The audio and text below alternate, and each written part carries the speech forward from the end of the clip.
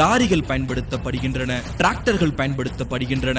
ஆனால் அந்த கருங்கற்களை எப்படி உருட்டி வந்திருப்பார்கள்? அப்படி யானை வழியாகத்தான் கருங்கற்களை தூக்கி வர வேண்டும் என்றால் அந்த யானைக்கான உணவு, அந்த யானை பாகனுக்கான உணவு, அவர்களுக்கான வசதி, வழிநெடுக்க அந்த கற்பாறைகள் வருவதற்கான சாலை வசதி, நீர் வசதி, உணவு வசதி என ஒவ்வொன்றையும் திட்டமிட்டே அன்று அவன் செய்திருக்க வேண்டும்.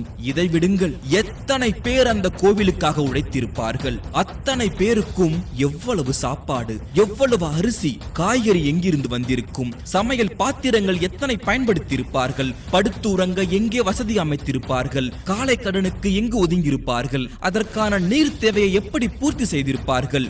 இது மட்டுமல்லாமல் மனிதர்களுக்கு உதவியாய் யானைகள், மாடுகள், குதிரைகள், கழுதைகள் உண்டெனில் அதற்கும் உணவுகள் செய்திருக்க வேண்டும். அந்த விலங்குகளை பழக்க ஒவ்வொருவரும் இருந்திருப்பார்கள். அப்படியெனில் அந்த விலங்குகளுக்கும் உணவு, அந்த விலங்கை பழக்க வந்தவர்களுக்கும் உணவு, உடை, இருப்பிடம் என அனைத்தையும் தந்திருக்க வேண்டும். இக்கோயிலை கட்ட ஆண்கள் மட்டுமல்ல, பெண்களும் இருந்திருப்பார்கள். அப்படியெனில் பெண்களுக்கான தேவையையும் பெண்களுக்கான வசதிகளையும் அவர்கள் பூர்த்தி செய்திருக்க வேண்டும். எவ்வளவுதான் ஒரு காரியத்தை பார்த்து பார்த்து செய்தாலும் கண்டிப்பாக விபத்து என்று ஒன்று ஏற்பட்டே விடும். அப்படியெனில் அங்கு உழைப்பவர்களுக்கு காயம் ஏற்படுமானில் வைத்தியம் தேவைப்படுகிறது. எத்தனை பேருக்கு அவர்கள் எத்தனை வைத்தியர்கள் வைத்திருந்திருப்பார்கள்? எவ்வளவு செலவாயிருக்கும்? எவ்வளவு மூலிகைகள் அவர்கள் பயன்படுத்தி இருப்பார்கள்? இவற்றையெல்லாம் வாங்க, விற்க எப்படி அவர்கள் பணப்பரிமாற்றம் செய்திருப்பார்கள்? பொன்னாகவோ, வெள்ளியாகவோ, செப்பு காசாகவோ என அனைத்தும் அங்கு அன்று புழக்கத்தில் இருந்திருக்க வேண்டும். ஒருவேளை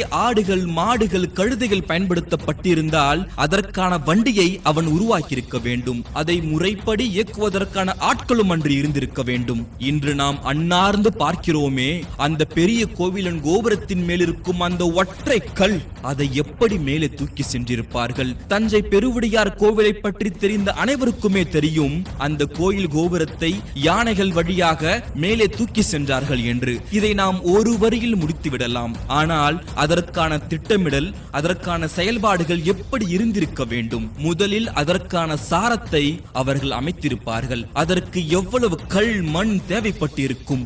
யானைகள் வழியாகத்தான் பாறைகள் மேலே சென்றது என்றால் இருவழி பாதையை யானைக்கு அவர்கள் போட்டிருக்கிறார்கள். ஆக குறைந்தது ஒரு 30 அடி பாதையாவது அவர்கள் அங்கே அமைத்திருக்க வேண்டும்.